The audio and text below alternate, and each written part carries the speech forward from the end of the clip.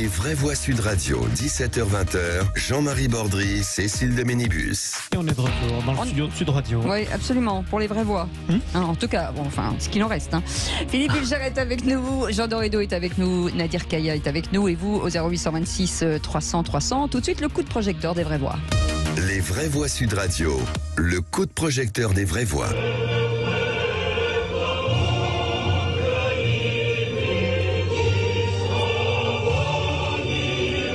L'hymne national ukrainien que vous entendez, c'est tel qu'il a été entonné ce matin dans la grande ville de Kherson, libérée ce week-end par les forces armées ukrainiennes après la fuite de l'armée russe. Le président ukrainien était sur place aujourd'hui, Volodymyr Zelensky. Personne ne peut tuer l'Ukraine, a-t-il affirmé. Quelles conséquences la reprise de cette très grande ville par les Ukrainiens aura sur la suite des opérations militaires?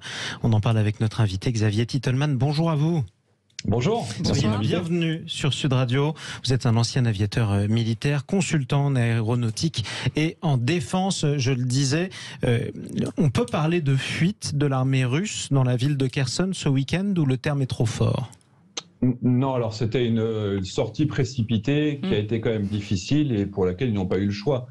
Clairement, ils se sont reculés à force d'avoir des pertes parce qu'ils ne tenaient plus le terrain, ils étaient acculés, ils étaient dos au fleuve, ils n'avaient plus les approvisionnements nécessaires pour continuer à se battre et le départ a été moins précipité, ce qui veut bien le dire, parce qu'à partir du 5 novembre, on avait déjà des images satellites qui ont été analysées et avec des analyses assez approfondies qui prouvaient qu'ils commençaient à partir, notamment à partir en même temps que les civils. Donc une partie du matériel qui est parti, notamment le matériel léger, parce que dans tous les cas, il y a une grosse difficulté, c'est pour le matériel lourd. Oui. Ils ont dû abandonner, on estime, un tiers de leurs équipements sur place.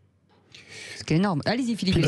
J'aimerais poser tout de suite une question, ma chère Cécile, direct, pour compenser le temps qu'on perdra tout à l'heure. Avec Jean Dorido.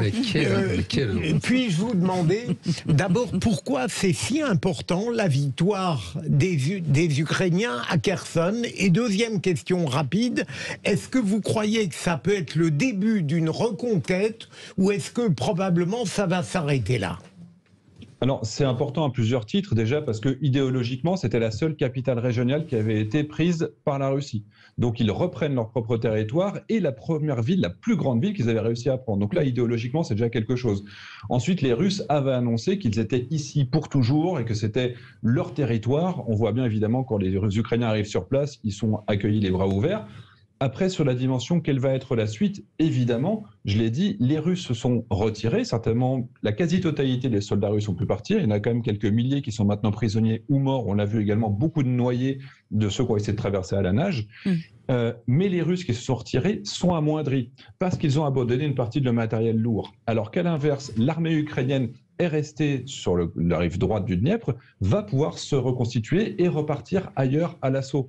C'est-à-dire que la totalité de la puissance de l'armée russe s'accroît parce que les Russes ont laissé du matos sur place. Et donc, stratégiquement, vous avez la puissance globale de l'armée russe qui a augmenté suite à cette défaite, tandis que la puissance de l'armée russe s'est effondrée. Pardon, l'ukrainienne augmente et la russe s'est effondrée.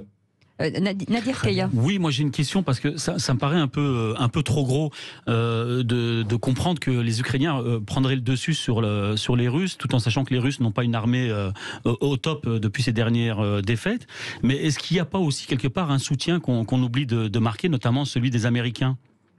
Alors, le soutien, il est éventuellement dans le terme de renseignement, mais la majorité de l'armée ukrainienne reste, avec du matériel soviétique, 2, avec les équipements qui ont été volés aux Russes, et on en est quand même à plus de 1500 équipements russes qui sont intégrés dans l'armée ukrainienne. Donc c'est absolument colossal.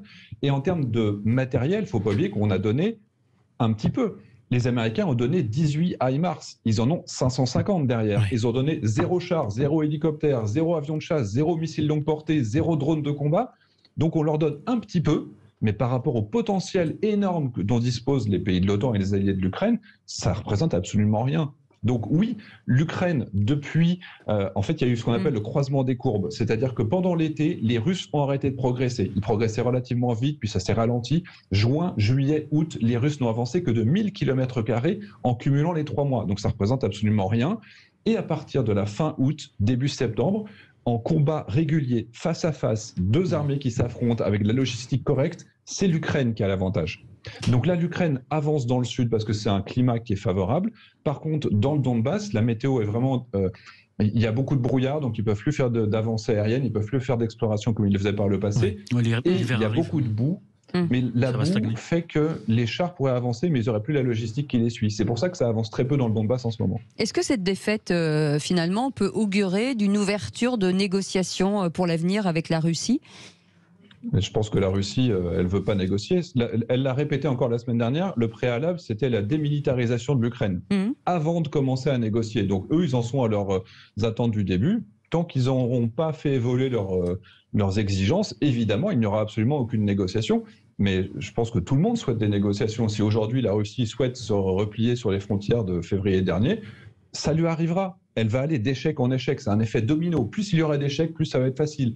Les armées ukrainiennes se renforcent plus vite que l'armée russe, parce que toute l'industrie occidentale travaille pour l'Ukraine contre l'industrie russe, qui est beaucoup, beaucoup plus faible et de moins bonne qualité. Donc ce différentiel, il va ne faire que s'accroître.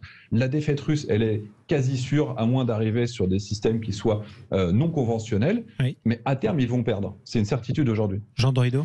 Oui, alors j'aurais une question pour Xavier Titelman, juste avant quand même de le féliciter, de le remercier pour sa chaîne YouTube, parce qu'elle est vraiment sensationnelle. Et mon fils de 8 ans, quand il voit les vidéos sur le Rafale, le meilleur avion du monde, vraiment il adore. Voilà, je ne peux pas ne pas vous le dire, vraiment je vous remercie.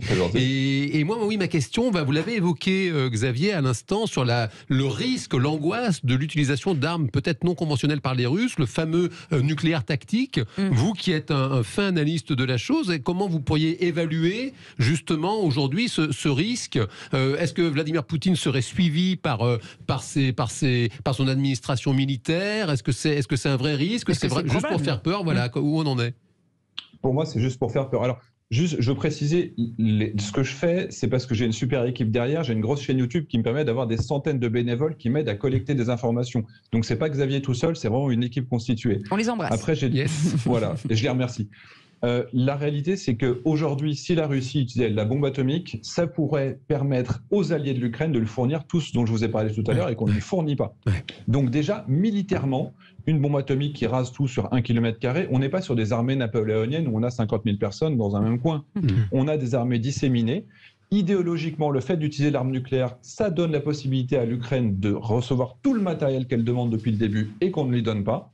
Mais en plus, ça la met au banc des nations et la Chine a été très claire, elle se met à dos face à la Russie parce que si la Russie utilise l'arme nucléaire contre un pays non nucléaire, ça permet théoriquement à tous les pays non nucléaires de s'armer puisqu'il y a une question d'équilibre et donc ça permettrait indirectement à Taïwan d'obtenir l'arme nucléaire pour se défendre contre la Chine. Donc c'est pour ça que la Chine, elle a mis un veto, vous n'utilisez pas l'arme nucléaire sinon on se met contre vous. Alors Xavier Titelman, maintenant que les Ukrainiens ont repris Kherson, ils sont face au Dniepr qui est un fleuve qui est extrêmement large à cet endroit du front. Ça paraît difficile pour eux de traverser ce fleuve. Où est-ce que leurs prochaines attaques seraient les plus logiques ?